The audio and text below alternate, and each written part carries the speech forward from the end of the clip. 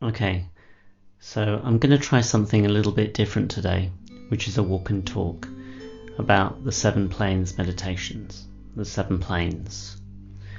So the model of the Seven Planes comes from the Theosophists.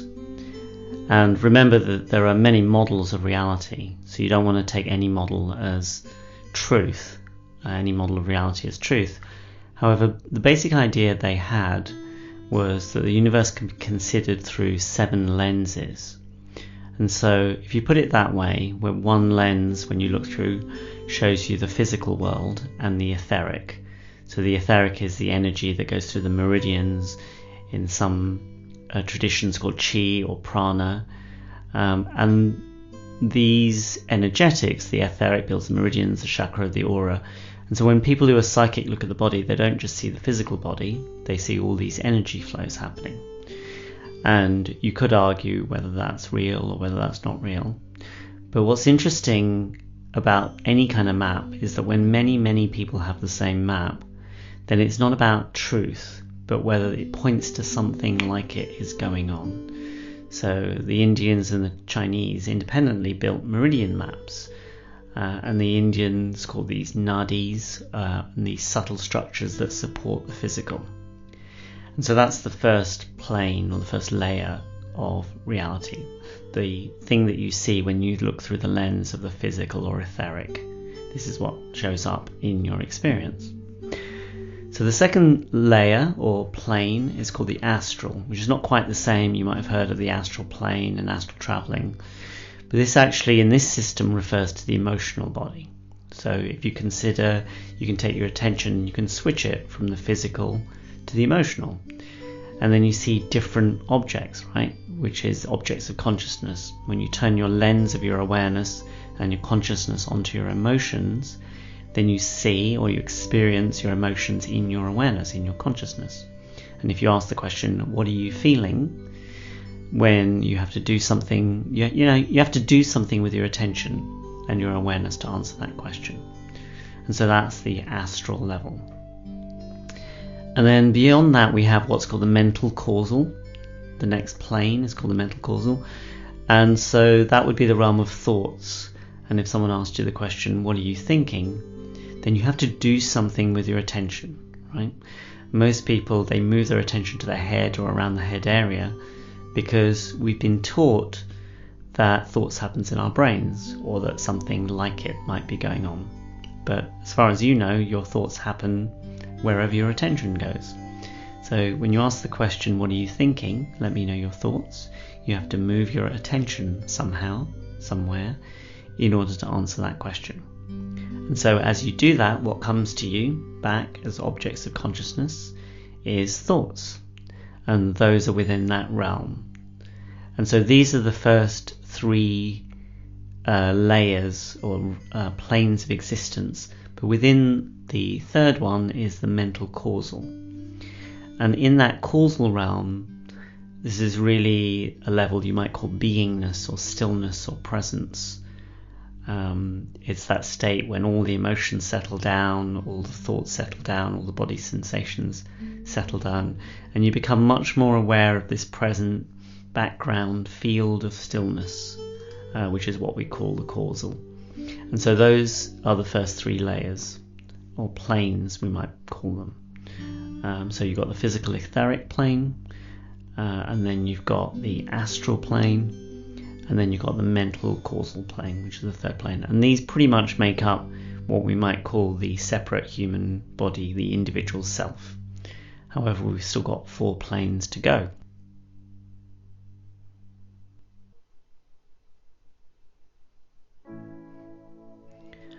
So the next layer, which is the first transpersonal level, is this first level of interconnectedness, the sense of oneness with all of reality and existence and other beings, and usually it's connected to a sense of love, of compassion, of spaciousness, which is much larger than the individual separate self. And from here we move up through to the atmic level, which is actually how the fabric of reality is put together, time and space. and the ability to go beyond those and realize that even those are constructions of mind. They don't have any independent existence as such, other than our constructions of whatever reality is gets put down and gets transformed into physical time and space, which we then experience as if it's out there, not realizing that actually we are the ones who are constructing that as well. And the next level up from that is called the monadic, and this is a level of peak experiences of oneness with existence. And when people have these experiences, it's things, people say things like, I was watching a sunset and I was the sunset. I am existence. I am all of what is. And then in this system, the uppermost level, the seventh plane, is a sense of what could be called as emptiness or formlessness. And at this level we're talking about something unmanifest that doesn't actually have form but gives rise to form. So form comes out of the void, out of pure potential. Where did all this something come from?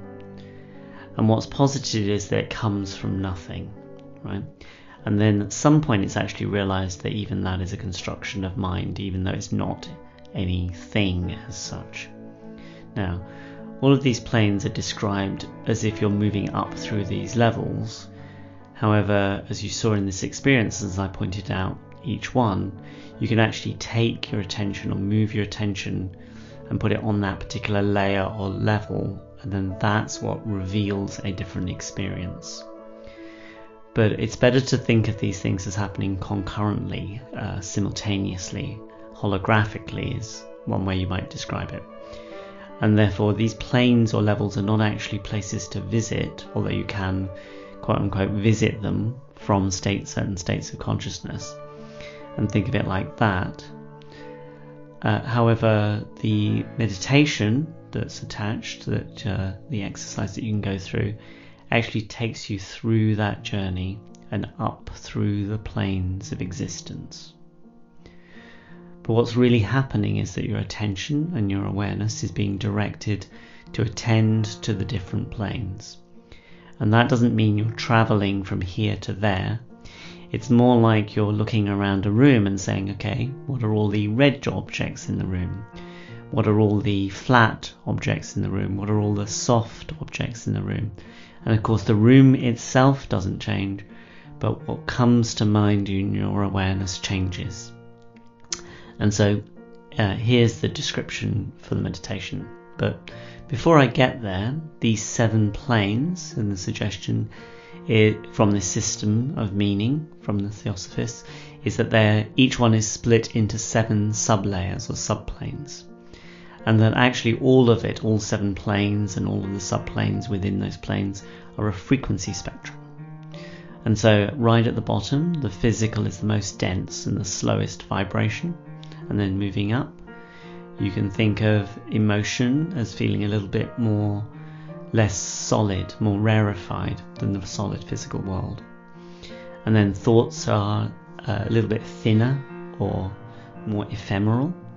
And then stillness and beingness are even more rarefied, moving more and more away from the solid and to something a little bit more ethereal. And so it goes. So the idea is that this is a frequency spectrum. And then each of the 7 planes, as I mentioned, is split into 7 subplanes. And then the way that they're numbered is that the 7th subplane is the lowest, and then we move to the 6th, the 5th, 4th, the 3rd, the 2nd, and the 1st subplane, which is the highest frequency within that plane. And so as you move from the physical, etheric, to the astral, emotional, the 2nd, to the mental, causal, the 3rd, to the buddhic, to the atmic, to the monadic, and then to the adi, moving all the way up through these frequencies. The meditation takes you from starting in the emotional body, so you just attend to your normal emotions, which is the 3rd and 4th subplane of that level. the meditation takes you up and down these various layers, and you get to experience whatever you experience. You cannot be wrong about your subjective experience. And the trick is to notice what happens in your subjectivity, what happens in your awareness, and what might happen as you move into the upper planes possibly is that you'll start to lose awareness or consciousness for many people. But actually what's happening is it's because you may not have had any representations when you were in those states before. And so what you'll notice, if that's the case for you, that when you come back out of them, come back down and gain awareness or consciousness, that you know you've had an experience of something, even if you can't track what it was. And the more you practice, the more you'll have conscious representations in these particular states. And the reality is not actually necessary for what we're doing here. All right. So why is this important when it comes to manifestation? Well, what I've noticed is that the people who don't have all of these levels connect up and hooked up, and they're able to freely move up and down through these levels, or if they have them at some level of mind unconsciously, don't have them connected up, then they have a great deal of trouble in connecting and creating in the physical world. So they can have thoughts, they can have ideas, dreams, hopes, fantasies. And yet some of these are all happening in the mental realm and up, and they might be able to create some emotion from those. And many manifestation systems actually play with the emotions. But unless they're actually connected all the way down through the etheric into the physical and into this earthly plane of existence, this physical existence, then people have tremendous trouble actually turning those dreams into reality. Very, very common.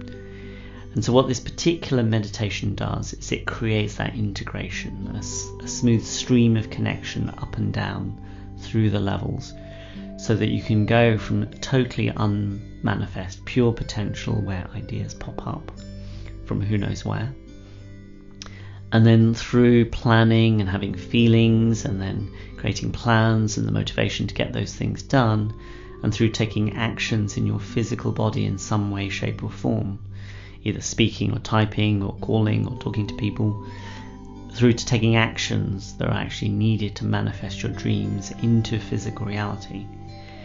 Then, if any of these levels are broken, or there isn't a connection, a disconnection, it won't be as easy as if you have a pure, continuous, unbroken connection all the way through. And this is where the idea of involution and evolution comes in.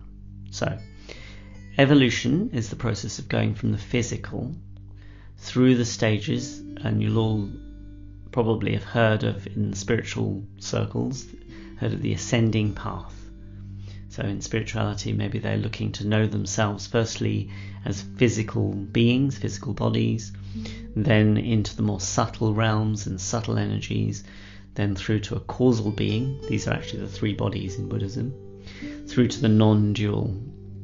And you are actually all of existence, both the form and the space that arises within it, which is the kind of upper realizations in the non-dual perceptions. And then when you have involution, which is the opposite process, this is the process of creating. Now, at some point, you didn't exist in a physical form. But in some sense, what you might call you, in a very odd sense, was created by the you that's beyond space and time, that's beyond form and beyond this physical realm. You as a pure spiritual being. So you can consider it that way.